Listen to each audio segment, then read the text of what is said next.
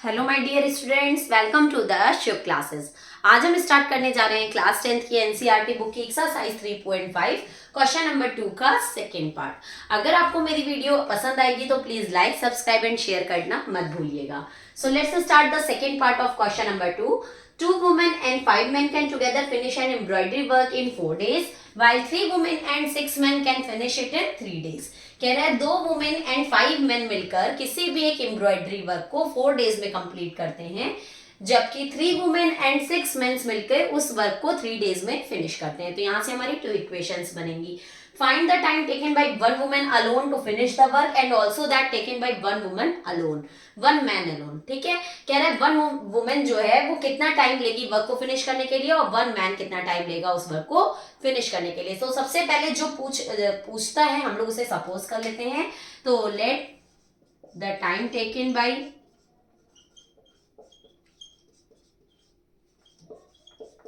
One women is equals to x and the time taken by one man is equals to 1.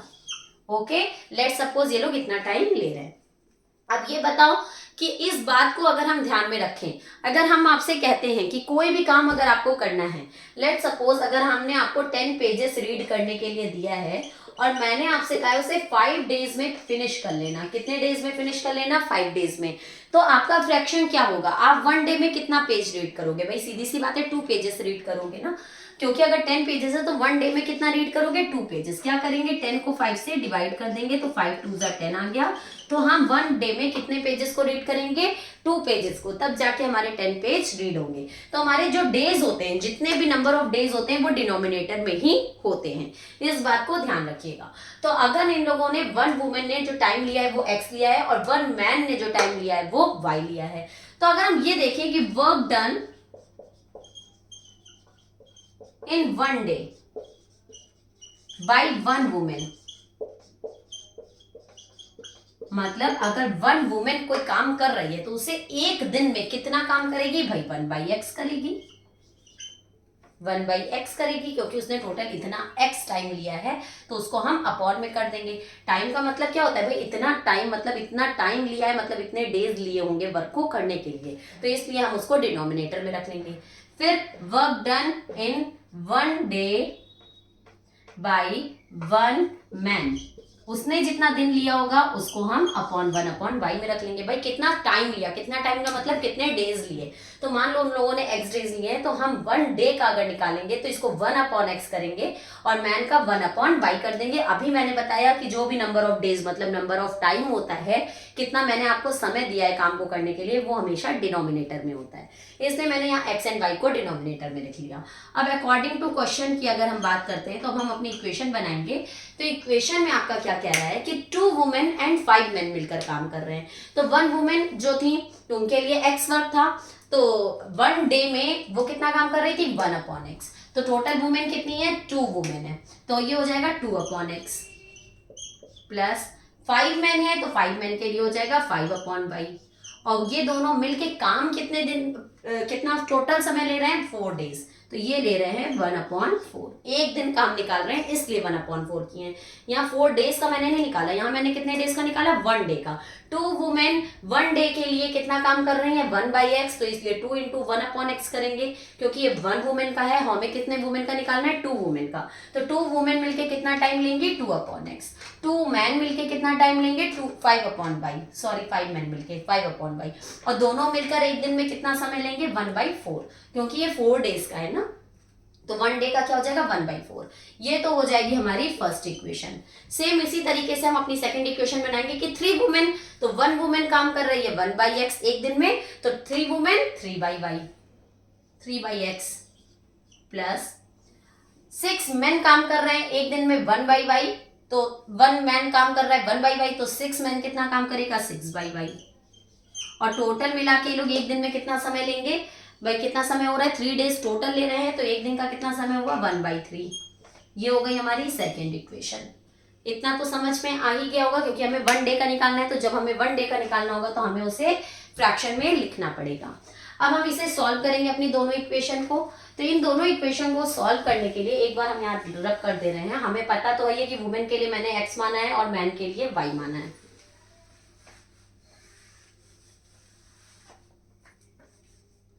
Equation को solve करने के लिए हम 1/x को a suppose कर ले रहे हैं, जो हमने पहले भी किया था ऐसे क्वेश्चन, और 1/y को हम b सपोज कर ले रहे हैं। तो ये 1/x को जब a सपोज किया तो हमारी इक्वेशन बन गई 2a plus 5b is equals to 1/4। Okay, ये फर्स्ट इक्वेशन हो गई, थर्ड इक्वेशन हो गई।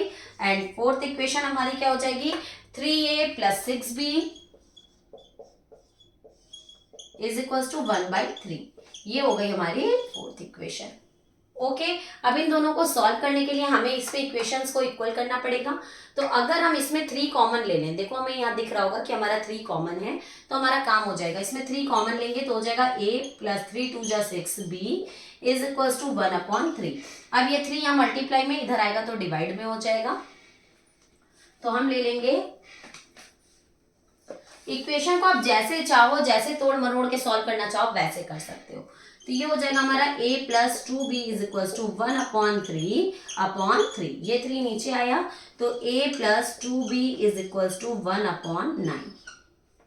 ओके, ये इक्वेशन बन गई। अब देखो ये a प्लस 2b है, ये 2a प्लस 5b है। तो अगर हम थर्ड इक्वेशन में इस इक्वेशन में 2 से मल्टीप्लाई कर दें तो हमारा 2a सेम हो जाएगा। तो इसमें मल्टीप्लाई कर देंगे तो हमारा बन जाएगा 2a प्लस 2 2 जा 4b is equals to 2/9 by 2 1 जा 2/9। अब ये इक्वेशन हो गई हमारी फिफ्थ। अब हम देखेंगे कि थर्ड इक्वेशन में 2a है एंड फिफ्थ इक्वेशन में भी 2a, दोनों सेम है और साइंस भी सेम है, तो दोनों को सब्ट्रैक्ट कर देंगे। तो इक्वेशन 3 माइनस इक्वेशन 5 करेंगे तो हमारा आएगा 2a plus 5b equals to 1/4। ये थर्ड इक्वेशन थी। फिफ्थ इक्वेशन है 2a plus 4b is equals to 2/9। यहाँ देखो, यहाँ माइनस, यहाँ माइनस, यहाँ माइनस, ये कैंसिल हो गया। 5 में से 4 जाएगा तो 1 भी आ जाएगा और ग्रेटर है 5, उसके पहले प्लस का साइन है तो प्लस ही रहेगा। अब इन दोनों को सॉल्व करने के लिए 1/4 और -2/9 को सॉल्व करेंगे तो इसमें एलसीएम हमको लेना पड़ेगा। तो एलसीएम आएगा हमारा 36। 4 की टेबल में 36 कितनी बार में आता है, 9 बार में, तो 9 1 जा 9, माइनस 9 की टेबल में 36 4 बार में, तो 4 2 जा 8, 9 में से 8 गया तो 1/36। ठीक, तो ये आ गया। b की वैल्यू हमारी क्या आ गई, 1/36। अब जब b की वैल्यू 1/36 आ गई तो अब हम a की वैल्यू निकाल लें, चाहे इसी इक्वेशन में पुट कर लेते हैं। ठीक है, तो हमारी इक्वेशन थी a plus 2b is equals to 1/9। a plus 2b की वैल्यू थी 1/36 इज इक्वल्स टू 1/9। 2 1 जा 2, 2 8 जा 16, 1/18। थोड़ा सा फिर से रब करना पड़ेगा।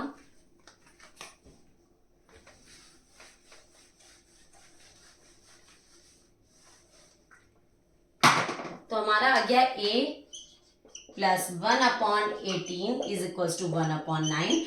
a इज इक्वल्स टू 1/9, ये प्लस 1/18 है, इधर जाएगा माइनस 1/18 हो जाएगा। a इज इक्वल्स टू, अगर हम इनका एलसीएम लेंगे तो आएगा 18। 9 की टेबल में 18 2 बार में, 2 1 जा 2, माइनस 18 की टेबल में 18 1 बार में, 1 1 जा 1, तो a की वैल्यू आ गई 1/18। ठीक, लेकिन ये हमारी a की वैल्यू है, ये b की वैल्यू है और हमें चाहिए क्या थी, x एंड y की वैल्यू। तो मैंने 1/x को a माना था, तो 1/x is equals to a की वैल्यू है 1/18। तो x की वैल्यू अगर हम क्रॉस मल्टीप्लाई करें तो x 1 जा x एंड 18 1 जा 18।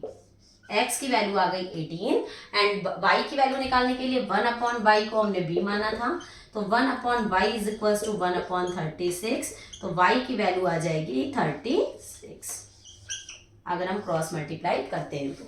ठीक है, तो वन वुमेन जो वर्क को फिनिश करेगी वो 18 आवर्स का टाइम लेगी और जो वन मैन वर्क को फिनिश करेगा, आवर्स नहीं सॉरी डेज, क्योंकि क्वेश्चन डेज में है, और वन मैन अकेला अगर वर्क को फिनिश करेगा तो वो 36 डेज का टाइम लेगा।